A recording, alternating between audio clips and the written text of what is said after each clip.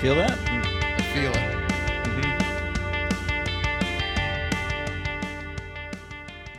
Yeah. Yeah. You know, we're all musicians here in this room right now, and I just can't help but think of the divine inspiration when those, because I looked at him and he was like, what are we doing? And then those drums kicked in. It all became clear. It all became clear. Very clear. Very clear. That's very clear. And your personal opinion, how much did the drums make that song? The song would not exist without the You're drums. right. It would. Right. That's Now, right. would you say drums are very important to your worldview? Oh, Yes. of course. 100%. Yeah. 100%. I mean, the drums here are because of me. Yeah. Oh, that's right. Yeah. Yeah. Yeah. You brought drums to Southside. Yeah. It's the word that I've been told. Yeah. Some people Yeah. bring the gospel. He brought I the bring drums. the drums. Brought the drums. Wow. That's great. So I'm so You're glad. welcome. Yeah. I'm so glad you're here for this, Warren. Can you introduce yourself to our viewers and our listeners and just tell us a little bit about yourself? Yeah. Warren Doherty. I have led praise and worship at Southside since 1994. Mostly on, a little off, but just enjoy it. Have been singing, gosh, I'd say my entire life. Been in choirs, been in bands, been a part of praise and worship. Wish I could play an instrument, but I can't. But I love to sing, and singing has been a real important part of my life. He plays the silky pipes. And he's got the little shaker. He's got that little shaker. shaker. Oh, man. And the tambourine. And the tambourine. I'm pretty tight. Hey, he's played the congas before, too. You Oh, probably yeah. haven't seen that, but boy, I was watch about out. 100 pounds heavy. Okay. Yeah. Okay. Well, we'll need to figure that out. We'll need to get that going. Also, for those of you who might not know, Warren was, up until recently, the lead singer of Stingray. So just think we need to, Yeah. There's a lot of listeners out there who are now tuning in because of that. Wait, did I hear Stingray? Did I hear Stingray? Yeah. Stingray. That's right. That's right. Well, Warren, I'm really glad that you're here for this episode as we're going to talk about worship and music. I don't know that I've ever met anybody. I've met a lot of musicians. I've been around a lot of musicians.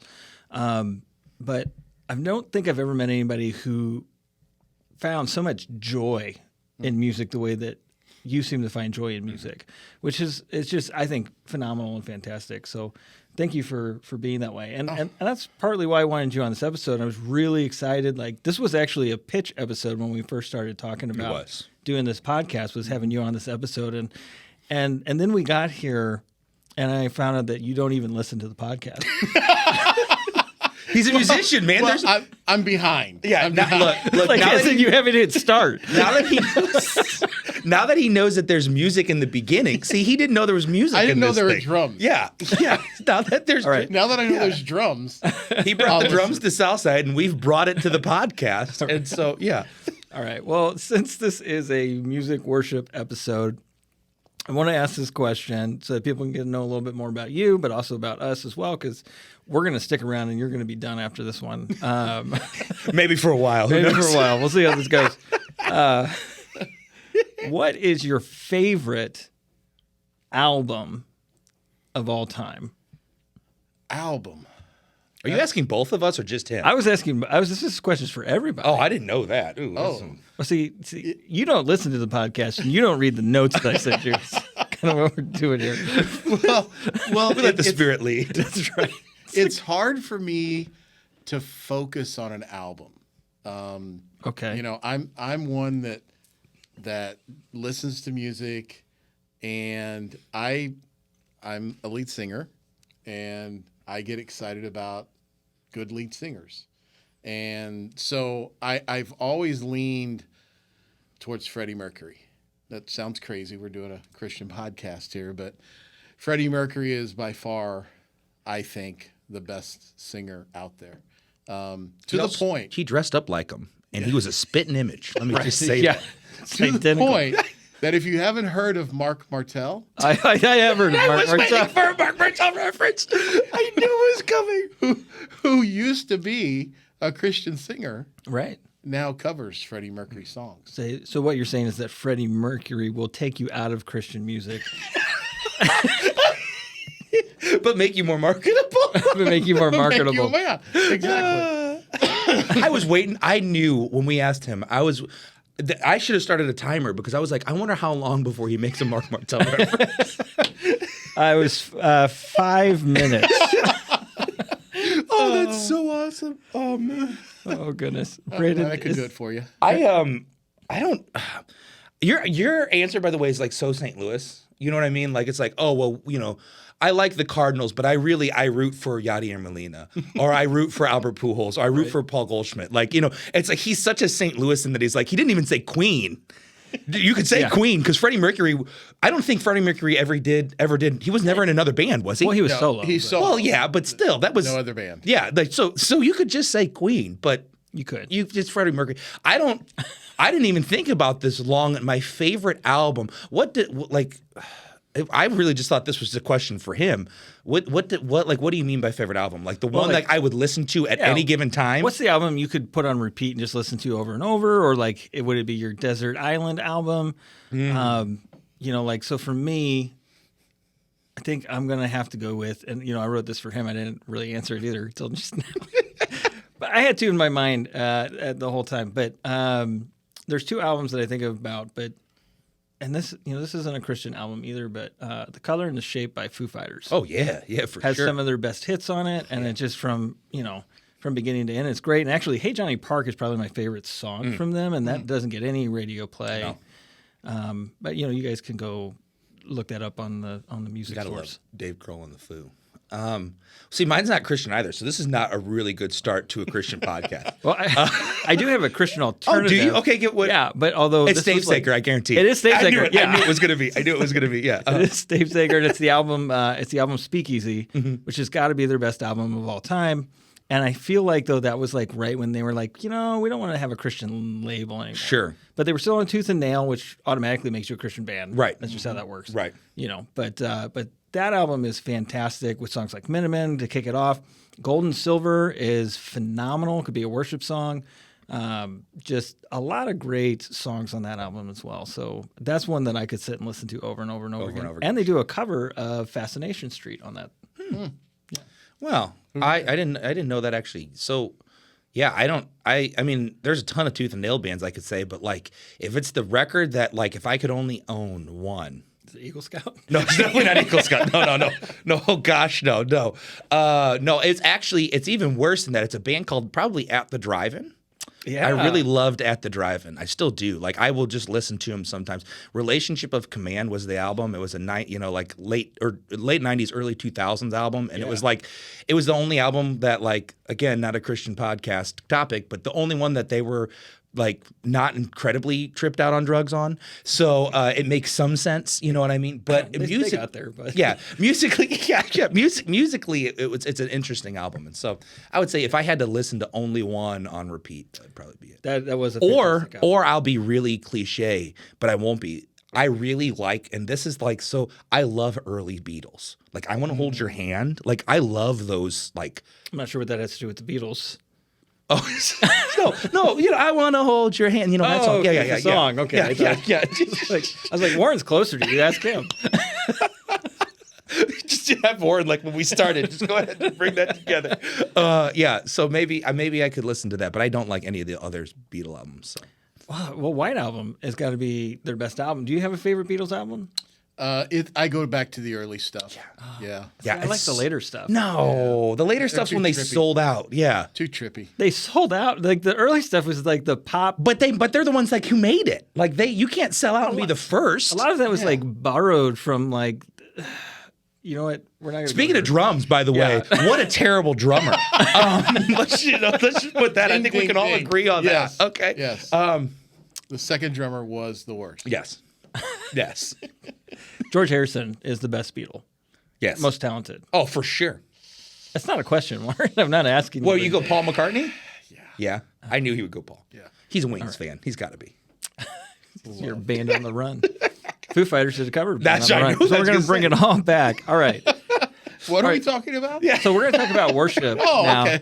We're going to switch gears a little bit here. So we've been talking about non-Christian music, but now we're going to talk about worship and corporate worship. So something that's I think is interesting when we talk about worship is how did we get to this place where every service starts with songs and music, and why do we identify worship as musical performances, basically? And I don't mean performance in a derogatory term like, Right. some people might, but it's, you got a band on stage or a singer on stage and, maybe just an acoustic guitar and we're singing songs or we're singing hymns, there's a lot of scriptures in the Bible that really kind of set the precedence for this, right? So Colossians 3:16 is one, which says, "Let the word of Christ richly dwell within you, with all wisdom, teaching and admonishing one another with psalms, hymns, and spiritual songs, singing with thankfulness in your hearts to God." So, that's kind of a corporate, when you come together, sing together. Right.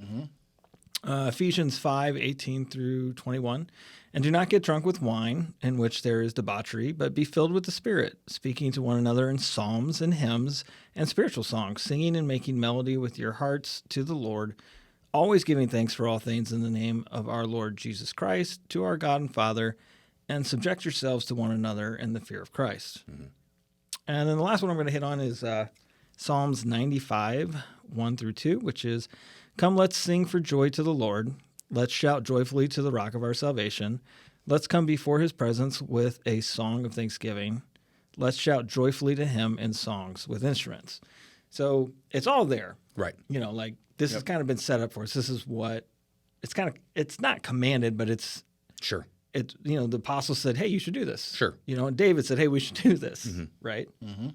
Singing's always been a part of church. Even before there was like a church, it was part of the temple Judaism. And I think it's really interesting when you talk about like Colossians and Ephesians, they both say psalms and hymns. And I think a lot of us, we go to hymns and we're like, oh, obviously they mean Amazing Grace or On Christ the Solid Rock I Stand. Those weren't written. Those aren't, the hymns. It's interesting. Hymns, even in the Bible, were like contemporary Christian songs. And then when hymns came out, at one point before they were hymns, they were the contemporary songs. And then eventually at one point we're like, okay, it's like the canon of hymns has been closed. There are no, Gratitude will not make it. Graves in the Garden is not a hymn, so. Right. It's a contemporary Christian Right. tune. Yeah. So when we're 2,000 years later, they're going to be like, oh, remember that contemporary Christian song 2,000 years ago called Graves in the Garden? Love that contemporary Christian music. Like you can't say something's contemporary when it's suddenly old. What do we call it when it's old? Yeah. Well, it'll be called what it is now, but there'll be something new. Post-contemporary. Yeah, it'll be post-contemporary, post-contemporary songs, and then in the Third Testament, we'll have a whole section called CCM. Third Testament. It's when Tooth and Nail makes its comeback. That's right. Yeah. Oh, goodness. And Stephen Curtis Chapman. Stephen Curtis, yeah. He'll still be releasing songs. Yeah, but he won't be singing. He'll just be really getting people to come out. Yeah, that's Stephen Curtis Chapman is the only musician I know that doesn't.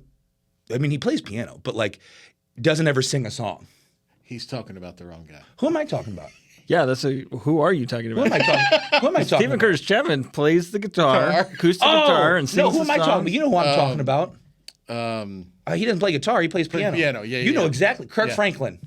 No, Well, he raps. He leads he like fills. choirs. Yeah. He was Michael offered- W. Smith. Michael W. Smith. There it is. Okay. Yeah. So Michael That's- used to sing. he does sort He's of. always sang. Yeah. But he doesn't sing. No. I saw him with TC Talk. Well, of course you did. Yeah, way back in the day. Yeah. Were they still a group then? This was like when they first started. This is This yeah, was man. like, Come on. Like they opened for yeah. him. Yeah. Was what it was. Before This Jesus was, Freak took off, man. think Man, this was 1992. I think this was like the New Thane album. Did you see him at Six Flags? No, it was Fox Theater. Oh, whoa, really? wow. Yeah, it was Swanky. That's Yeah. the only place I saw contemporary How'd you afford Christian those music things? was at Six Flags. I think, yeah. I didn't know Yeah. they didn't go. I thought When they it was only went to free. Six Flags. Exactly right. I think yeah. I saw Third Day at Six Flags. Yeah. Oh. I also saw them at some church somewhere in St. Who sang? Peter's. Who sang Flood? What was Oh, it's Jars of Clay. Jars? I saw them there. That was your college. That was my that college. came That's out, right. Yeah. Yeah. Yeah. The two greatest bands to ever come out: Jars of Clay and Eagle Scout That's right. out of Greenville. Oh, let's see if we can get that in right in Greenville. Yeah. Maybe they'll forgive my student loans. Yeah. Oh man. Well, it was kind of interesting though. We're talking about some of these bands, and so like you got Jars of Clay, and you got Michael W. Smith. Michael W. Smith was like a contemporary Christian singer, but he wasn't considered like when he came out. He wasn't really considered worship music. Sure. There's always been kind of like a divide. There's Christian music, but then there were worship songs. Right. Yeah. And then it became very, very popular and very, I don't know, the thing to do for those Christian artists to then record worship albums, Right. where they would take the popular worship songs that were, that are in the church, and they would then sing those. Mm-hmm. Well, I mean, a perfect example of that is just listen to Joy FM. Oh, I was just going to I say mean, the same thing. Yeah. Joy FM has a string of songs that you'll never hear in the church. Right. But every once in a while, they'll play a worship song, Yeah. but that's not what they're known for. Yeah. But yet there are Christian music Most certainly. resource here in St. Literally, Sunday is called like Sunday morning worship or Right. something. Like, and it's all the songs you don't hear in the week. You're like, where are these songs? Like, these are good songs. Yeah. Right. Yeah. So when we think about a worship song, so we think about, okay, you said these are good songs. These are good Right. worship Yeah. songs. Sure. What makes a good worship song? Drums. Well, obviously. I meant after drums. Yeah, drums is a given. That's a given. That's Sorry. a given. Sorry. Oh, man. We're trying to go deeper. Oh, sorry. Okay. Can you go? Can you go deeper than drums? Well, I think a critical piece to any worship song is that the message is truth. Sure. All too often, you'll see I've witnessed it where you'll be a part of a worship, and you just aren't thinking that what's coming out is the gospel. Yeah. Right. And I think that's a critical piece to any worship, is that what we're singing is the truth as it relates to the Bible. Right. Yeah. And there's songs that we've heard, we love, Yeah. that we know would get the congregation going, but we don't do because it doesn't meet that truth aspect. I think that's really good. Yeah, it's more like sensationalism, like like it's Yeah. emotion and it gets you going. But like when you listen to the lyrics, it's like, what was that? Every Move I Make, right? Like that song. Like no, that's dated. But like Every Move I Make, everybody sang that song. You make me move, Jesus. Yeah. But then literally the chorus is like waves of mercy, waves of grace. So I don't know. But if you really like look at the lyrics, you're like, what are they talking about? And then it's like na na, and any song that has na na as like the hook, you're like, okay. It's fun to sing, but is that like, I always think when it comes to worship music, I look at like, and this is kind of what Warren's getting at. Like one of the things we look at is like, who is it directed to? Like, is it about me and me, or is it literally about God or Jesus? Or it has to be part of the Trinity. You know what I mean? It has to be focused that way. Well, I think that's where the challenge is. By the way, is that a Delirious song? I think that was Delirious. Was it Delirious? I think that's Delirious. Man, So I think, those Brits. I think that's the catch. The catch is, like, so Every Move I Make is about my response to God's love for me, Yes, for what God's right. doing in my life, right? Right. But the focus really is on me in that sense, Right. right? So it's, I mean, I guess we could break down the sentence structure and talk about what the subject is. Sure. But there has to be an element of self in worship to a degree, right? Right, sure. Like, Because we're the ones worshiping. we're expressing gratitude. Right. So I am grateful. Right. So I need to express that I'm grateful. So Right. like that's an element of worship. Right. But when it's about, like I have a problem with some of the songs that are like you go through like 3 verses of God, my life is awful. Everything's been bad. I'm constantly just not doing the things you told me to do. But I love you, and that's the chorus, right? Right? And you lift me up again because they're going to say. Let me write that down. Yeah. That's Hey, gonna Chris sell some Tomlin. records. Chris If you- Tomlin, you can't steal this. Yeah, if you talk about deserts or drowning in the water, that's right. You're going to sell an album, buddy. Yeah. But that kind of that's And there's an element of that. Like the Psalms have depressing psalms, but at the end of the day, it goes back to there's a truth that they're speaking. Yeah. And the truth that is, I'm going to worship you. Like that's okay. That's a good go get them, sport. Like that's a good message.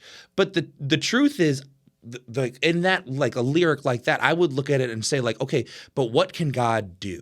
Like talk about how God is a deliverer, but you know what I mean? Like talk about the characteristics of God. Like even if you want to talk about how life is tough, that's okay. I mean, I understand life is really tough, but don't worship is about our response to the Lord. You know, it's not about what can Jesus do for me. It's what we're literally giving to Him, which should be glory, honor, praise. You know, and I know I'm lumping a lot of answers here, but I think that's one of the things that Warren would say. And when you sing songs, how often do you feel like you hear the words I, me, my? Like, I mean, that's always, you always see that stuff. Yeah. Well, and so we've kind of discussed here. So we need to appeal to God's character.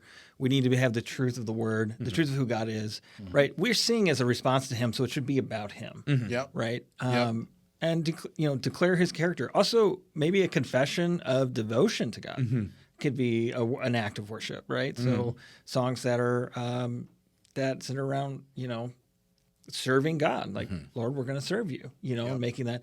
So I think there can be elements like you can hear it, like you'll hear a song and you'll say, that doesn't strike me as worship or praise, but it strikes me as a very moving prayer. Sure. Yeah, for sure. And I think when you dig through the Psalms, you're going to find things like that in the Psalms, because the Psalms are artistic, they're poetic, they're musical. There's a lot to them, and they're not. It's not titled worships, right? Right? Yeah, right. Worships, right?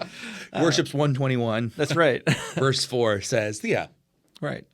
Well, and not only that too. I was going to say, I think like it goes back to what separates Christian music from worship music, and I think that's the shift. Right. Is like Christian music can be about God. I find a lot of times Christian music you're listening to, and it has a positive message. It may even mention the Lord or church or some kind of trigger word. But often, like, it's almost like secular in the aspect of sometimes you're listening to Christian music and you're like, oh man, like if this wasn't on Joy FM, like if this was on like Y98, like, and it could be because if it just took off there, it's kind of like, just take out the baby and it's like, or put baby in and they'd be like, oh, he's talking about his girlfriend, Right. Yeah, there are some like your love gets me through. Like you're like, oh yeah, coming home, dude's had a hard day at work, and no, he's talking about Jesus. Like that's I think the distinctive characteristic of worship is there's no guessing. Yeah, like who it's about. So I think that's always a funny kind of concept of and I know South Park did a whole thing about for sure. That, where they just took have you seen that out? You would love that. Oh no. So yeah, but basically Cartman just takes all of the like contemporary songs and crosses out baby and just writes Jesus in. And he ascends the heights of Christian worship. Right. And so I think there's some humor to that, and that's where our mind goes with some of that. Right. But I also think that that's a testament of how, I don't know if this is the right word, but how depraved our society is. Oh, for sure. That we associate anything that has to do with love and devotion to romantic relationships. Most certainly. Right. Now that's a podcast for another time, but which you said in every single podcast. Yes. You would know that if you listen. I won't be included. That's right. But we were talking not too long ago, right before we sat down to record an episode previously, one that you haven't listened to yet. He's busy listening to Mark Martin. Yeah. And you were talking about, I think it was a Toby Mac song. And right. And he's like dealing with grief and like. Oh, I know. He probably knows the Toby Mac song. It's when he lost his son. He writes this song, and it's a beautiful song. But I was listening like to the actual, like literally listening to the lyrics, and I was like, oh, I'm not sure about this. Like, there's a couple things he says, and I'm like, ooh, like that make you cringy. See, just hearing you describe it, I haven't listened to it because I don't. But because he doesn't like Toby Mac. That's not my jam anymore. Not since Michael W. Smith, 1993. Once DC Talk broke up, he said, "He's dead to me." I was done. Toby Mac is dead to me. I was done after the Jesus Freak album. That was it. That was the last album. Could you get any better? Wasn't that their first album? We'll come back to that. But the sense that I get, and I think there are other songs that are like this, is it's a conversation of this is how I felt. And I almost feel like there needs to be like a disclaimer on these songs to say like this is not the truth of who God is or what he's doing in your life. Right. This is somebody talking about going through trouble, right? Right. And there's an artistic element to that, but if you don't have the context of it, Right. you might get the wrong idea about who God is and what He's doing in people's lives. Yep. Right. Yeah. If you didn't know, like the Toby Mac song, like if you didn't know it was about his son that he just passed, like you listen to it and you're kind of like, okay, there's a lot of like bitterness and depression and like I understand you just lost your son, but at the same time, the listener who's listening to it, if they just turned on Joy FM for the first time, this is what they're hearing, and it's not a message that's like you. It's like in church, like Warren said, you don't want to sing a song that like is leading people down a path that isn't necessarily theologically sound. Right. Yeah. Right. And I'm not asking for always sound theology in Christian music, but I am saying like you need to say like here's the like that's why Joy FM needs to be really clear, and I think they kind of are. But like when you listen on Sunday, they're very clear. This is Sunday morning worship. Yep. But everybody else associates. And this is I hear this on Joy FM. I heard this on Air One the other day too. Is it's like you are the one who gets me through the day. And I'm thinking they're not talking about Sunday morning worship. They're talking about the song that the Toby Mac song that they heard. Right. And that as a pastor makes me a little bit like, ooh, I wonder what you're thinking. What's going on in that noggin? You know? Well, that's a really good question. Man, I had somewhere else I wanted. Oh, you know what? I think this is why I prefer secular music, Sure. Christian music, is because I don't have to guess about the theology of it. I know it's not going to be theologically correct. Right. I know what I'm getting. I know that, like, hey, I'm enjoying this, or I'm enjoying the musicianship of it, or I'm enjoying the vocal elements of it, or the cleverness of the lyrics. But I know it's not glorifying. Which then leaves me like, well, why am I listening? I think this is a question that I end up wrestling with. But and so often for me, even though I'm primarily a vocalist, Right. for me, it's not about the lyrics. There's most of the time I don't even hear the lyrics. We know. But it's about the music for me. Sure, So sure. I could be listening to whatever, but if it's got a nice beat, a nice rhythm, nice instrumentals, I'm all about it. okay, so when I was in Bible college, we were hanging out with some guys in this room, and like, man. So sometimes the conversations we would call people super spits because it was short for super spiritual, right? Everything had to be like over analyzed. I'm gonna start using that all day, man. Yeah. And so they had this like techno like music, whatever. I can't do it because I don't listen to that type of music. And they're like, you got to listen to this. And so it's just that like driving beats and things. Sure. And not real drums. Right. But like Right. drum Yeah. sounds. Yeah. And they have like this- Drum like. And actually, this is kind of my inspiration for the project that I think we should do, where like you then have like this old timey preacher Heck yeah. voice over Oh, it, right? yeah. And then he's talking about music, and he's like, "So you say you don't listen to the lyrics? So what are you moved by? The spirit of it, and everybody in the room is like, the spirit of it. It's a bad spirit." Right? That's super spits. And I can't get that out of my head now. Anytime I hear that, I'm glad I could bring it back for you. anytime I don't listen to the lyrics, it's not about the lyrics, it's about the music. And the things, well, what moves you about the music? Now, I think that's a bit legalistic. Sure. And here's the thing: all good things come from God. Right. Right. Right. So if you take Freddie Mercury, like off the top of that Queen song, singing about so many inappropriate things, I'm not going to say. Right. God gave us music. Somebody to right? love? Yeah. What? Yeah. What's wrong with that song? We're not going to get into it. That's a podcast for another Another time. podcast for another That's time. a Queen contemporary Christian song. Bohemian Rhapsody. That's pretty good. That actually, he's on to something. Yeah, that is a contemporary Christian song in today's language because we just associate as Christians anytime we talk about love. Obviously, we're talking about a godly type of love, even if the lyrics are like, "That's not a godly type of love." Right. Well, Yeah. okay. So we're getting derailed here, but But here, I do want to say this. I think part of the reason why I personally, and probably even Warren, and I think probably even you too, is for the longest time, like why we listen to secular music, not because we're heathens. For the longest time, Christian music as a music genre was not good. And by that I mean like there was nothing appealing. Like I grew up listening to like punk rock and like things like now I grew up in the Tooth and Nail generation, which was when music for Christians, for me at least, started to that's when contemporary, like that that's when those bands started kind of to where there was a time when I was younger that the Christian bands were Switchfoot. Yep. MXP. I was say you're jumping with Switchfoot, which is I remember the first Switchfoot album. Sure. I imagine you're talking about after they added the guitarist from Fold Zandura. Right.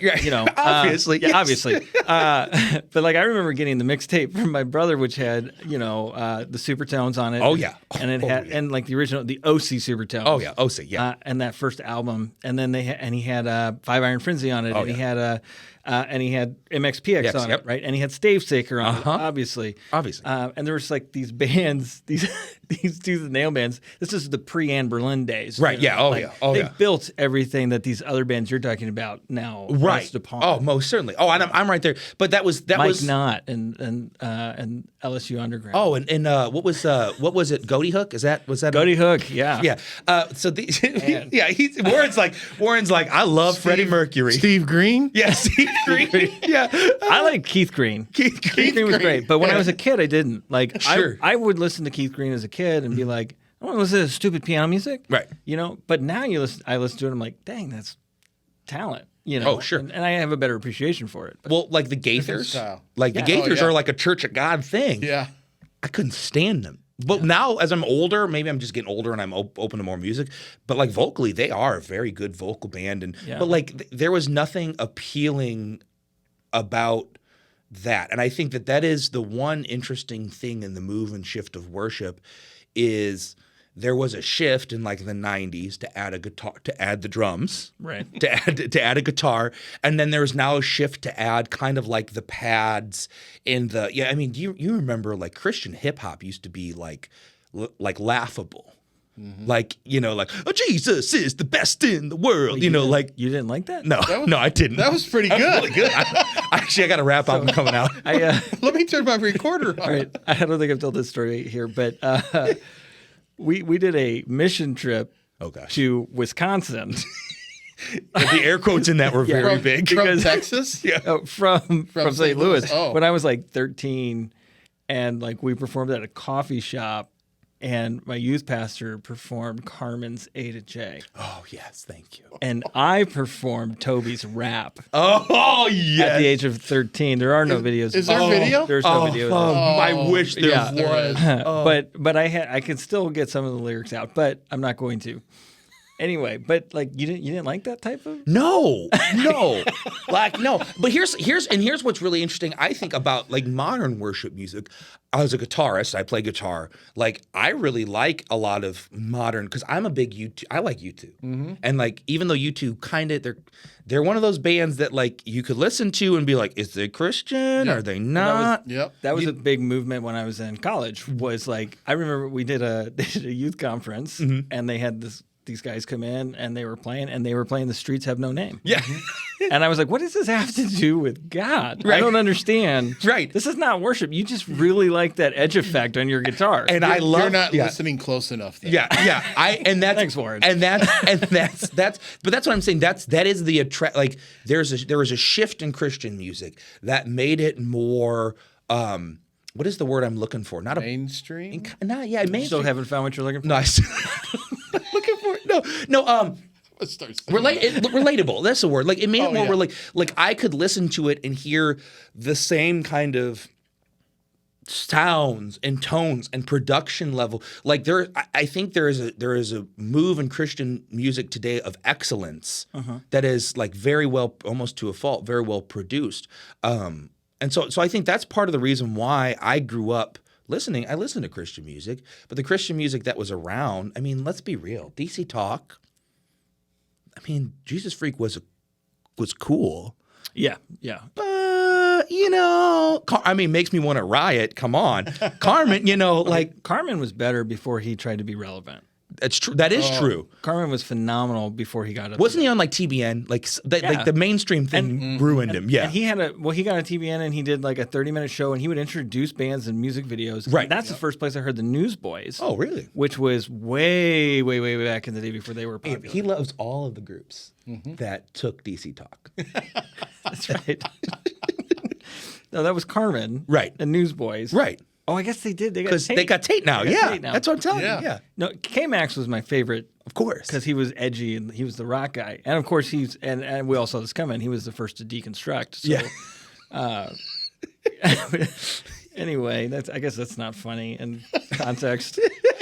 Well, I love it. Yeah, he did. He did deconstruct. He did but deconstruct. but back to what we're talking about, right? Yeah. Because we're not just talking about how amazing old Christian music is, but I think when you the difference between because back to your question, like what are the elements of worship? Yeah. I think that like the number one thing that we as a church look at is, and this is like a total Bible school answer, like Bible college, is it bringing together, uniting us with Christ, and is it uniting us as the body of Christ? Oops, sure. I just smoked my mic with my hand, doing this. What is it? Horizontal and vertical. Yeah. I told someone the other day it was diagonal. I was like, wait, that's this way. But I think that's another element of worship. Is it should be uniting, but uniting under the banner of Christ. Okay. So we've kind of hit like these are some of the things that should exist in a good worship song. Right. Should be to God, should be uniting us with God. Right. Needs to be theologically sound. I think we kind of covered that. Yes. And not just theologically sound, but like not necessarily just artsy, but like with purpose to praise God. Yeah. Right. Not super overly poetic is like, if you got to think like, is this person just calling like for help because they really are drowning in the water, Right. or like, are they really crying out to Jesus? That's too poetic. Yeah. Yeah. Yeah. But here's a question, and you've already talked about like you really get into the music of music. You really get into the musicianship of music, right? Right. He really gets into the music. Music. Maybe it's because I'm jealous because I can't play anything. Yeah. I don't know. Big but- fan of the sound Yeah. of music. Yeah. I can't either. That's why I play bass. How important is quality musicianship and worship music? Oh, I think it makes a worship. I truly do. I mean, yes, people can get up there. They can just completely smear what that instrument should be. Sure. But it takes the focus away from where that worship should be, in my opinion. It's just my opinion, but I think bad musicians make bad worship, and I think it can really hamper and be a downfall Right. to the success of that worship, because. And I'm a simple person, but the quality of that He's a simple man with simple tastes. the quality of that of the Your mama music, told you.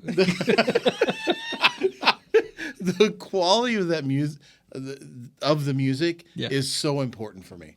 So important for me. That's what I mean by the difference between the Christian music quality back then and today. I'm not talking about shredding solos because I think like that does distract from that makes it more about you than but certainly as a musician myself. So like I'm going to rat on Carly for a second. Carly is not musical. My wife is not musical, and she'll be the first one to tell you.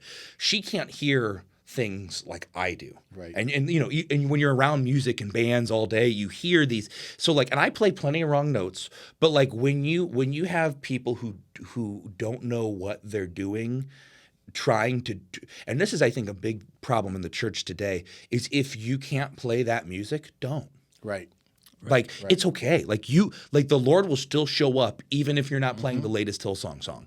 Like even if you got to stay in the 90s, play the 90s well. Even if you got to stay in the 80s, play the 80s well. Even if you got to go all the way back to the 50s, play it well.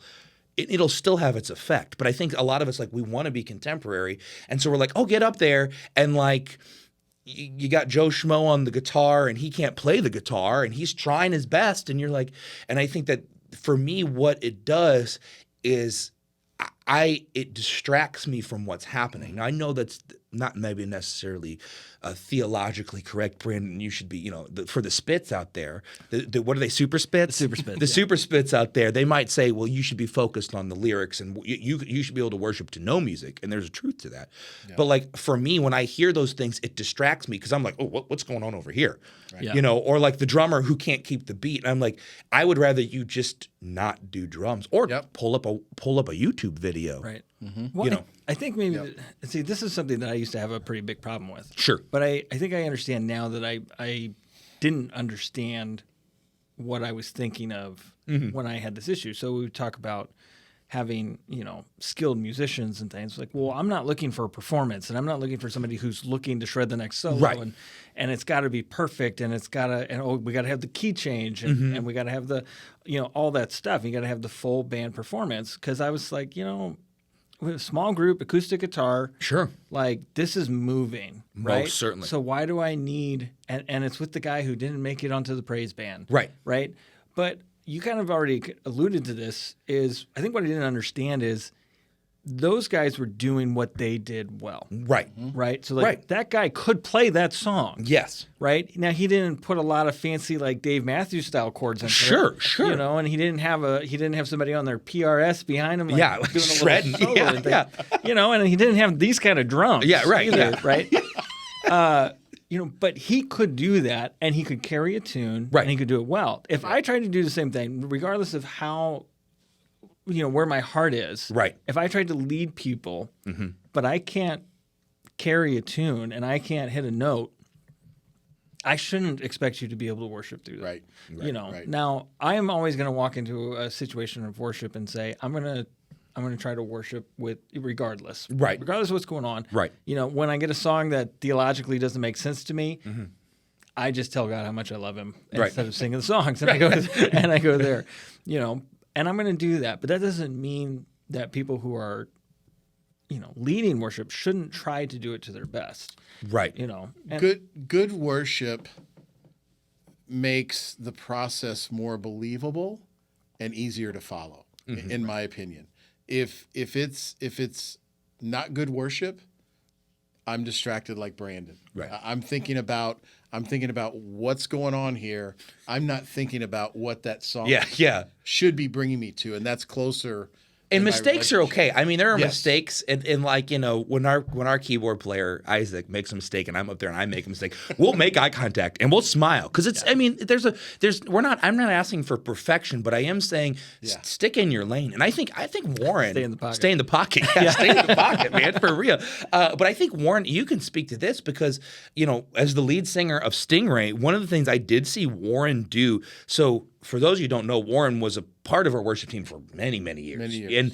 But we had Rodney probably was the leader, right, back in the day. Yep. And so Rodney, he's a great guy. You don't know Tim, just a guy he has no idea. I think I did meet him. I think he came in once. He probably did. He's very nice. He went off to Colorado. Right? Colorado. He went off somewhere for work, which then that actually thrust Warren into well, you're the leader now. And Warren kind of was like, well, I didn't ask for to be the leader, but I will. And I saw what happened was as he was really learning how to lead a band in Stingray, which is secular music, he brought a lot of that back. And I'm not talking like standing on monitors and but he brought a lot of that presence. Throwing the fingers. Woo, With all these scarves on the microphones now. Yeah, I don't know what's. No, but what he did bring was he brought a lot of the leading ability that he learned to the church, and as a worship leader, and I'm just complimenting you. It took it to a different level, and that's where I really noticed not just the change, but like to illustrate your point, when you have a leader who can lead, David was David, and he was a mighty man of God, but he was also a good musician. I mean, he was a professional musician. He had that secret chord. He did. He did. Who sang that song?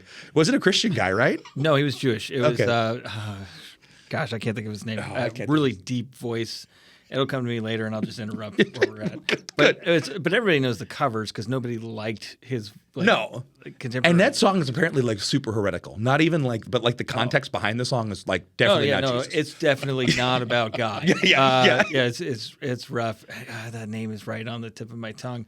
But then there's for me the first time I heard that song, it was covered by. another singer that now I can't think of their name. So Dave Saker. no, was it? Would have loved to have heard that. That would have been a good version. Jeff Buckley. Oh, okay. The Jeff Buckley version. Is Everybody knows phenomenal. Jeff Buckley. Oh, You remember Jeff? Jeffy Buck, right? If you haven't heard Jeff Buckley's version of that song, what's the name of this? Hallelujah. Oh, there it is. Yeah. Hallelujah. If you haven't heard Jeff Buckley's version of that song, you need to listen to that. There's a guy who's all about the music and Yeah. the vocals. Yeah. Oh yeah, you're missing Okay. out if you haven't Jeff listened to Yeah. Jeff Buckley. My member tells Here, me let me that version too. write that down. Yeah, write that down. But no, but back to the point, like for me, like that's a that's a thing I think we struggle with as Christians is everybody wants, and you can speak to this. Everybody wants to be a part of the worship team, Yeah. but I'm not being mean.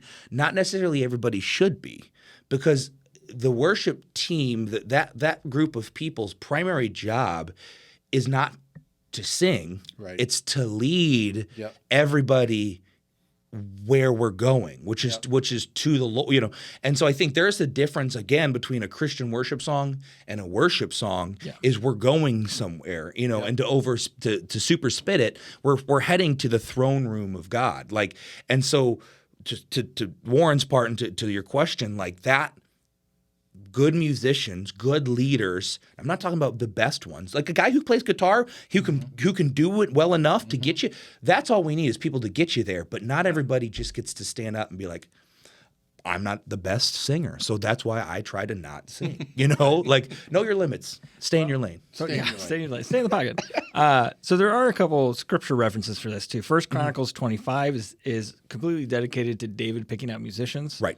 Psalms 33, 2-3 says, "Give thanks to the Lord with the lyre, sing praises to him with a harp of 10 strings, sing to him a new song, play skillfully with a shout of joy." So like there's like we should if you're going to be committed to this element of Yes. worship, you should try to improve on that craft. Right. Yep. I think the other issue I had with this when I was younger was a lot of the people that told me this were just incredibly haughty. Yeah. And there was like a kind of a like I should be playing because I'm better than they Right. are. And Right. we should the Bible says there should be the skilled player, and Yeah. so I should be doing it. By the way, it's Leonard Cohen is the guy who wrote that song. I knew he was going to come back. Came I knew came that. to him. Yeah. Yeah. Well, I actually Googled it. That's why he's got that computer. He just Right. Googles. He just Googles things. Well, yeah, and that's something we try to stress too.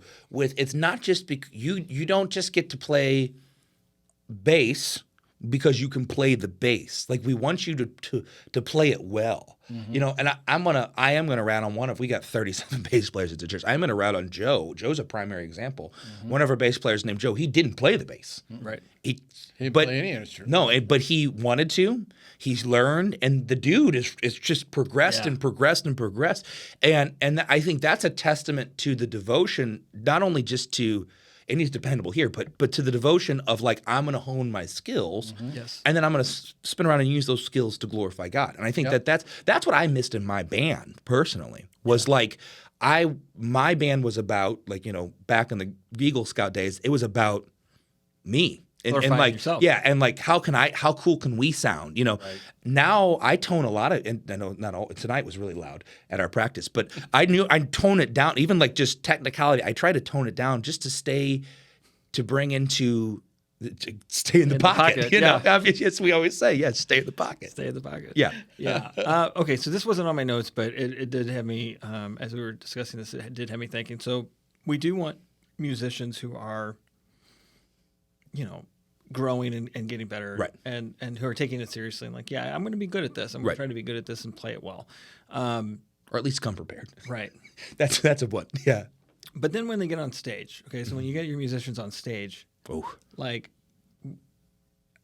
I think this is why you have to get skilled, is because you can't be about the playing when you're on stage. Oh, yeah. It has to be secondary to worshiping, right? Does it take you out of worship if the band looks like they're playing a recital? Yes. I think it does. Yeah, I think it does. And we're pretty fortunate in the fact that most of our musicians are pretty skillful. Yeah. Other than, the natural aspects of certain personalities. Sure. they have a hard time worshiping, and I get that. Mm-hmm. But I think our key musicians do that well. Yeah. But there's some of us that can certainly be better Mm-hmm. at that. And I think it's important from a congregational when you're trying to bring a congregation into that worship. I think it's important you have an individual that you can connect with. Yeah. And I think what you're saying is that individual that's not doesn't seem to be into the worship is hard to connect with. I think that's accurate. Yeah. I know when I was in Bible college again, this was after Bible college, I worked for the school, and they had the stage up there and everybody's up on the stage performing, but they had like a section on the stage for the staff that are sitting. And so you're up on the platform. So I would have to sit up there for the morning worship. And Like the bishop. yeah, Yes. John Holler, he's sadly he has passed away. He was my homiletics teacher, and he was the dean of families. A fantastic man. Led a church in, I think, McKinney, Texas, for a long time. He sat next to me one day, and then, as they're getting ready, we all stand up, and I think he could tell that I was tired, and he kind of made a comment to me. He was like, sometimes you don't feel like it, but if you don't, they won't. That's true. Yeah. Yeah. And I was like, yeah, you're right. Got to power through and kind of keep, like, sometimes you do have to fake it till you make You it. have to feel Right. the energy. You do. Yeah. So anyway, Listen, after it's coming up on 20 years. Yeah. I mean, wow. Yeah. faking it. There are mornings where I do have to fake it. Yeah. I mean, there's mornings I wake up and I'm like, boy. I was in Stingray from 2009 to December of 2022. Ooh. And there were mornings, Saturday morning to Sunday morning, I wasn't 13 years, by the way. Yeah. I Thanks, I wasn't appreciate it. home. I wasn't home until 4 a.m. Yeah. And then he would get here at But 8. I committed Yeah. to lead worship. That was not going to. That band was not going to take away from my true dedication in worship. And there were mornings where I'd have to get up. 3 hours of sleep, and I'd have to put on the face. But I guarantee you, nobody knew I had a gig the night before. Yeah. Unless they went. Yeah, unless they went. Yeah. Well, and I think too. There's from a musician standpoint, that's where practice is so important, right? Right. So a skillful musician is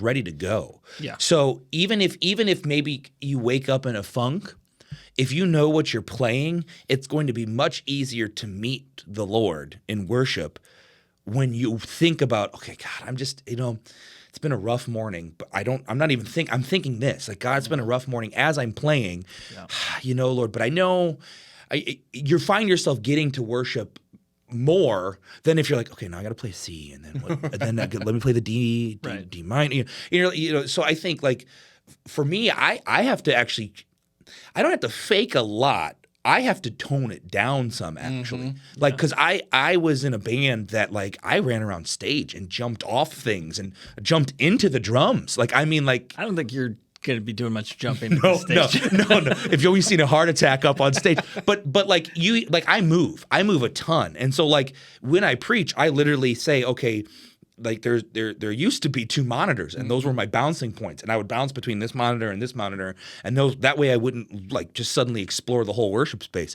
I've kind of taught myself that's where I go. But even in worship, like, and I think this is another element of worship too, is sometimes it looks recitally, and then sometimes it looks performance-y, as in, like, okay, dude, this isn't about you. Like, you don't need to be running the stage while we're worshiping, because now I'm watching you run the stage and I'm not looking at the lyrics, so now I'm not really singing. I'm like, man, that dude, he's really going, he's really getting it. And now I'm like, well, that's not what worship is. Right. Yeah. You know what I can't stand now is those music videos, those worship music videos where everybody's in a circle around the band. Yes. And they're all like worshiping like this and doing things. Oh, yeah. And everybody's in the middle, and the guys singing always are wearing, like, they're really Super cool. fashionable, Yeah. like me. Got some you know, stylish hat on. stylish hat on. Yeah. I can't. Anyway, so look, we've talked a lot about secular music through the course of this. Yes. Right. Ephesians 4:29 says, "Let no corrupt communication proceed out of your mouth, but that which is good to the use of edifying, that it may minister grace unto the heavens." Warren. Yes. Yeah. So, like, and I know we could probably cherry pick some other really good scriptures here. Sure. And people do this all the time. Like, hey, I grew up in youth groups in the 90s. I don't know how many secular CDs I burned in my lifetime. Sure. Right? Sure. Yeah. I once got rid of a shirt that said "Listen to Bob Marley" because I felt convicted. And now I wish I burned could one. get that shirt back. Yeah, I know. What is wrong with this I guy? know, man. Yeah. I went through a lot, man. So what, can Christians do secular music? Is this okay? Well, yes or no answer, I say yes. Okay. And the reason I say yes, because I did it. Because you need to justify your action. Exactly. I got to put that on the record. Exactly. But I say yes because I did it different than anybody who's secular only would do it. Because there were songs that the guys wanted to do that I wouldn't do. And I wouldn't let the band do. Right. Because, I mean, rock and roll music, most of the messages are Yeah. pretty iffy. Yeah. But a lot of the songs. I don't know the song. I've never heard it. Fortunately, I Dynamite. can't. Fortunately, I can't sing AC/DC. So we didn't do any of that stuff. But there were songs we literally would bring to a rehearsal, and I'd look at the lyrics say no. prior to. I'd say no. Can't do that. Yeah. Or there were literally words. You'd edit. Or a set of words. I would edit the words. No one out in the crowd knew any different. But the guys in the band and myself, most importantly, knew that I was trying to make it as clean and as best as I could and still represent what Stingray was. But there were many a times in that environment that's not church that I had an opportunity to talk church Sure. to many individuals who had never been to church. Yeah. And unless you're there, you're never going to have that opportunity. So if I sheltered myself to the church and Christian music, that's all I'm going to be exposed to. Well, you could go to the bar with a sign that says "Repent, for the end is nigh." But I guess I could do that. you could do that. But I guess nobody would want to talk to you. Yeah, then. Right. No. You have to take a different approach than that. Well, that's but he hits the Warren hits the perfect fine line. The easy answer is yes, but the real answer is sometimes. Right? There are songs especially when it comes to rap music. And it was really funny. The other day we were driving with a neighbor kid in our car and we were listening to Andy Mineo, Christian rap, which has gotten a lot better, guys. Way better. It's not like Jesus is the friend, yeah. It's better, okay? his renditions, dude, I am really they're spot on, man. You're lucky I wasn't really born any earlier because I wouldn't be a pastor. I'd be still riding that. I'd be riding that DC talk train, the coattails of Carmen right here. But we were listening to it and it was really interesting because the neighborhood kid, they were like, "What do you want to listen to?" And Landry's like, "Let's listen to some rap music." Now they don't know, they don't know Drake, they don't know. I don't even know who's out there anymore, to be honest with you. But I never really listened to it. I kind of like this Christian stuff better. So we're like, okay, and we put it on, and the kid in the car was like, "Oh, this isn't the rap music I listen to." And then it was really funny in the middle of it. He's like, actually, it kind of is. Because it has we have emulated as Christians popular music to a really good degree and kept the message positive and kept it clean. And that's what we look for. Is it what is the clean positivity? And so I think that there's a fine line between what secular we can listen to as Christians and what, I'm trying to think of some really terrible songs that we probably shouldn't listen to. Probably can think of a couple, but I don't even know if I could even say them on our podcast. Yeah. Well, but there were many a times that, because it was so important that I personally portrayed the right message, not just vocally, but visually. I don't drink. And it's kind of odd when you're playing music in a 9-to-1 bar Yeah. that the lead singer is not drinking. Yeah. Right. And people notice that. Just Coke And Zero. and I can't tell you how many times I can't tell you how many times people ask me, "Why don't you drink?" Right. And I had an opportunity to share with them why I don't. Yeah. And what an opportunity to sit in a 9-to-1 bar where you're playing music and talk about why not drinking is important to me. Right. Yeah. Because God's more important. Exactly. Right. Exactly. Well, and we got to realize too, like it always gets me when especially when like we get legalistic about this. Like, well, you can only listen to God honoring music, which the only God honoring music is right, and they insert whatever that may be, which is funny because usually, especially a lot of people go back to like the God honoring music of the hymns. Yeah. Not knowing that like the context of the hymns, especially the ones that Charles Wesley wrote, which are some kind of bigger ones, he took straight from bars. Yeah. Like they were secular music that he took the Beatles song and changed the lyrics. You know what I mean? Like that's what you know. Like he took bar songs because the people coming into church didn't know church songs, but they knew the bar tune, and then he did the Cartman from South Park and put Christian. But those are the hymns that a lot of people are like, now that's God music, Right. you know. And I say, well, if you knew the real tune of the song, like it was talking about drinking and getting drunk in the bar. Right. Right. Charles just took the tune, you know. So I think that's where we have to not be so legalistic because there's an opportunity Right. that Warren gets to have because of that. Well, and also what was always number one in my life, in Michelle's life, in our family's life was church and God. Right. So that trumped everything. Yeah. So if I was out till 4 a.m. because we cleaned up and then we had breakfast at Huddle House or whatever, and I didn't get home till 4 a.m, but I needed to be at church at 8 for practice, I was at church. Yeah. Right. Because that was the most important thing in my life. Right. Yeah. So I think another way to look at this, and this has all been great, another way, and you guys can chime in on this, but like as a Christian, is it okay for you to write a love song that's not about God? Yeah. Would you say yeah? Yeah. I mean, as long as it's not So then, not graphic. Yeah. Right. You know. Yeah. So then, is it inappropriate if somebody who's secular writes a love song as long as it's not graphic? I mean, Right, that's right, not, sure. graphic isn't love. Right. Right. No. Exactly. Right. Yeah. You know, like I think sometimes when we think about it that way, now I've been in those rooms where people are like, no, you gotta. In fact, I remember. Honestly, I think this is why my brother and his wife don't go to church anymore. Sure. Is because they sat in a room with a bunch of young adults when they were young adults, Super and we're talking spits. about music, Yeah. and they loved the Beatles. Yeah. And everybody in the room was like, can't listen to the Beatles.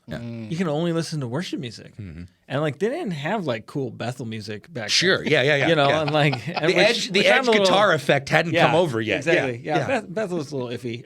But you know, like Another deconstructing band. yeah, deconstructing movement. Yeah. Yeah. So like that stuff didn't exist. And even if it did, they were just trying to enjoy the music. Right. Right. And like Yep. nobody listens to the Beatles and it's like, man, that's inappropriate. Right. But like that's exactly what this group did. In fact, Right. this same group, members of that same group that shamed them for listening to the Beatles, would later, when I was youth pastoring, I put a bunch of Christian bands from Tooth and Nail that had like that modern sound Right. on a mixtape and would play that before youth group meetings for the kids. Oh yeah. And they pulled me aside and they were like, "That the spirit of that is just." Oh. We're back to the spirit of it. Like it reminds me of when I was like heavy metal, Yeah. not serving God, and I was like, I'm really sorry that's like I'm not trying to make you stumble, Right. but like specifically, what's wrong with the music? Is it the genre? Yeah. Because God doesn't really know genre. Right. Right. Right. No. Now, if I'm going out of my way to make it about the genre, then Right. I'm no longer worshiping God. Right. Yep. You know, Yep. and I wouldn't have classified any of that as worship music. But the point was, it was music written by Christians that the kids were into, Right. and so they would be able to enjoy that before we started the service. Oh, yeah. Everything had its time and its place. Yes. Right. I did that with when I was doing youth. I did like a little study, not a study. It was a study, and I played like a couple bands, and like kids these days, they don't listen to any music, so they don't even know. Like, I could have played the Beatles and they would have been like, oh, man. And I asked the question, I said, which one of these bands is Christian? And one of the Christian band, so I had like some happy poppy music and some stuff like that, but the Christian band was actually Norma Jean, which which is like really heavy metal. Was it Norma Jean or was it when they were Ludacris? No, it was Norma Jean. It was still Norma Jean. Well, no, Ludacris was their original name. Yeah, I know. Yeah, and they got sued by the rapper, and they had to. Did they really? They had to change the name because the rapper had the copyright. Anyway, go ahead. Well, this was when the Me Without You guy was on the record. It was Memphis Will Be Laid to Waste. It was like it's got this huge like just metal. Like it's and like it was funny when I started playing it. The kids were like, "That's the one. That's the devil right there. That's the devil." And I was because what we were talking about was like let's deconstruct. Be careful here. But let's tear down kind of some of our preconceived notions about things. Mm-hmm. And literally the lyrics were all about like Memphis Will Be Laid to Waste is talking about like the scripture. Like this is like Revelation stuff, which is if you're going to do a Christian metal band, yeah, you're just going to be in the book of Revelation. You know, and so one of the things, but it reminded me, I told a story. We played my band, which was definitely not Christian. So don't go out and research them unless you're ready to edit some songs. You can actually buy the albums from us directly for $12.99. Yeah, and I'll sign them for an extra $47. That's right. And so, but my band, we did play some Christian festivals. One of the festivals we did play was called Agape, and I'll never forget one night at Agape. Two of my friends, like no joke, one of them has won a Grammy, so he's like got a Grammy, like literally real Grammy. He DJ'd an after party at Agape, and he like mashed up songs and like would put like he kind of did what we were wanting to do, like take like he made like old Christian songs with cool like hip and then like techno, and it was funny. And I was telling the youth about this. There was a group of people in the back praying for deliverance over these people because they've been caught up in worldly, secular, godless music. There were no bad words. There was not like any bad messages. I mean, it was just they didn't like the genre. Mm-hmm. Right. And I think that is another byproduct of, a lot of people who a lot of people who would critique the church. When they critique it, they want us to do the hymns. It's not because they don't like the message of the new song. It's just because they don't like the genre of the song. And I think that's in secular music. There's a lot of good secular bands out there that aren't going to lead you down a path to hell, Not maybe AC/DC because they literally got a song about it. Right, but I mean, highway. Yeah, I think it's not a it's more of a interstate. It's just a road, man. You're going fast. But yeah, I always think that discussion gets so legalistic so quick, and it normally centers around your personal desire. Well, but I think that also speaks to one of the problems the church has is so many people are so focused on a certain line of music, like hymns, that if you break away, it will destroy a church. And no matter how sound your contemporary Christian music is, those people who say it's got to be hymns or hymns only, it's hard to get them to veer. Sure. And that's, I think, one of the biggest problems we have with our church today is we're not open to what God. Oh, for sure. Because this just didn't happen. Right. I mean, God has helped this process. Oh, most certainly. To grow. And if you don't believe God's hand is in this, there's a problem. I have found, and this kind of gets us a little bit maybe off course and back on course. I don't know. But when it comes to worship, I don't know. Maybe who knows? I'm on a highway. I'm on a path. I'm not sure. I'm guessing off.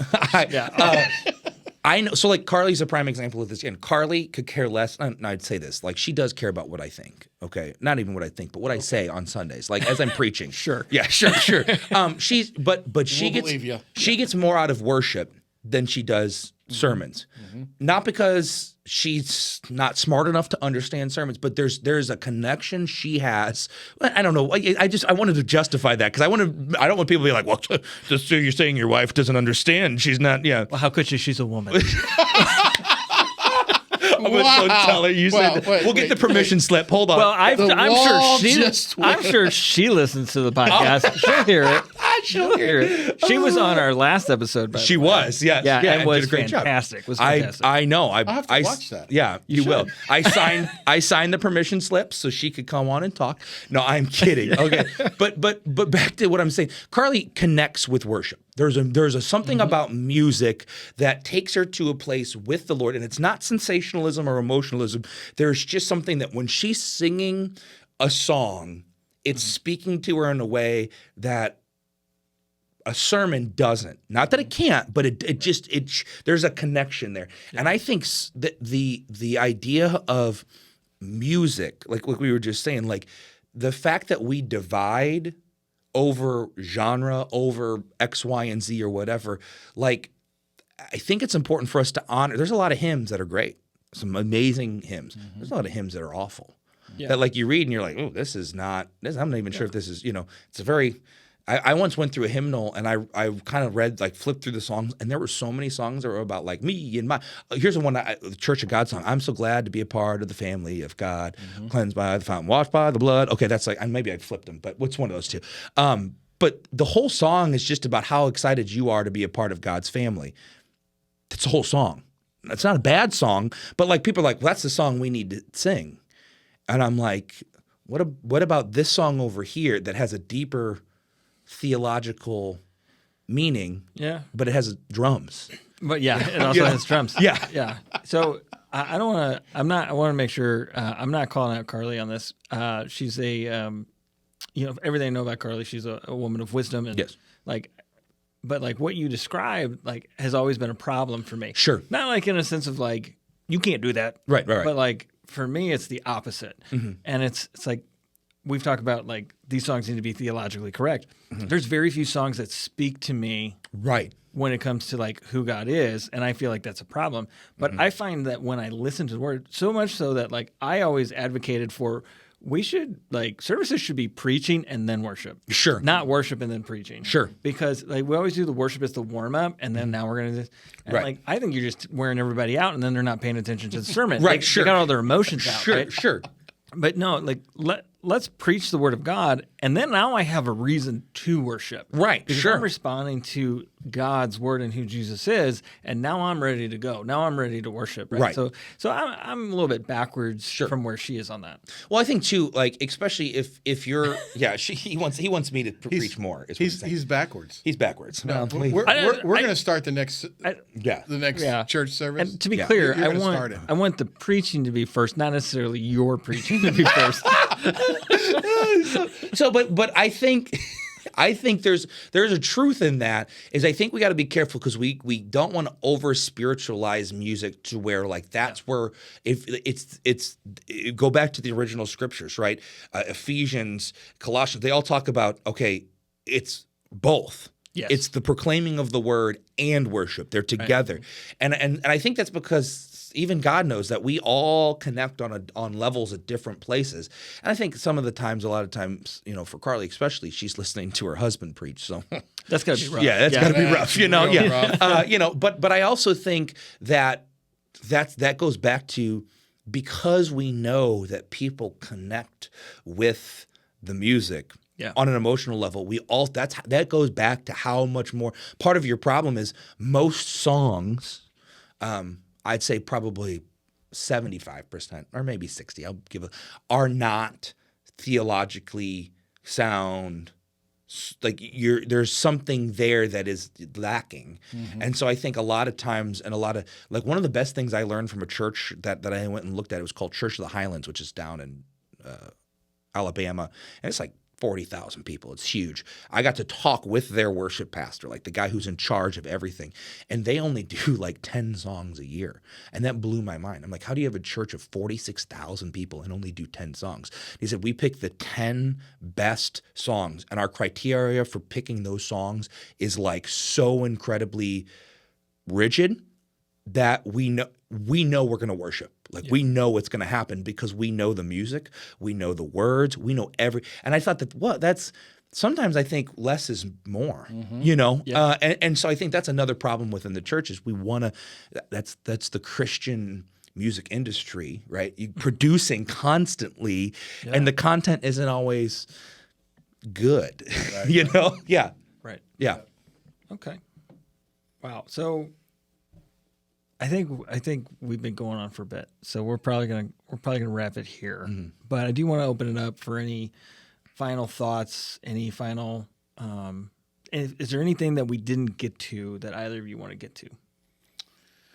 I don't think so. I think the overall message is worship can be so important to the success and the growth of a church, but it has to be done right.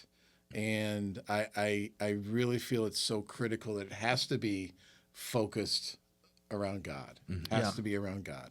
And and you see so many churches that it's more about the show Yeah. than it is about worship. And that's it. Yeah, you've got to constantly check your spirit. You know, what is the spirit I'm doing this in? Like, why am I, especially as a musician and it's the people on the platform always are examining themselves, saying, why am I doing this? Am I doing this because it gets me out of having to sit and listen? Like I'm participating. Am I doing this because it gives me some kind of authority? You know, like look at me, or it gives me some kind of status. Like, oh, I'm on the. You know, I want to wear that badge that says I'm up here. You know, or am I doing this because I want to give to the Lord and use my talents for the Lord? And so I think like that is when it comes to worship, I think the biggest problem we have in the church today isn't necessarily always the content. I think it's probably the heart. It's the attitude. Yep. And that's why as long as I've been doing this, I've always said it's not about me. It's not about me. It's not about me. What I'm hearing is that we needed to come back to the heart of worship because it's all About you. It's all about. Oh, about you, God. Yeah. It's not Thanks, about Tim. me. Yeah, exactly. I'm sorry, Lord, for the things that I've made it. That's right. Yeah. Because it's all about. It's all about him. Yeah. Well, hey, but can I, before we end, can I just say that's literally what that song's about? Yeah. Like he had a huge church and he was like, guys, we are producing CDs and we are producing quality music, but our hearts are about our name, and like, you know, that's why I always get, I'm gonna just go out on, that's why I don't like when churches are like, look at our band, because I'm like, it's not about that. It's not about the pastor. It's about Jesus Christ. Right. And if you got an awesome kick butt band, I love that, you know, and your pastor's an awesome speaker. Maybe I'll get there someday, you know, no, like, but more power to you. I'm not saying don't be successful. What I'm saying is don't make it about and we talked about this a couple episodes, don't make it about your brand. Right. Your brand is Jesus. Yeah. And worship is Jesus's brand. Like it ain't, it's not about you at all. That's right. You know? Yeah. Jesus is what makes us relevant. Right. Amen. Exactly. All right. And drums. And drums. Yeah. All right. This has been fun. Warren, thanks so much for being a part of this. Yeah, buddy. My pleasure. I enjoyed it. I'm doing that other track this time. I like it. Yeah. Yeah. You want to go to drums?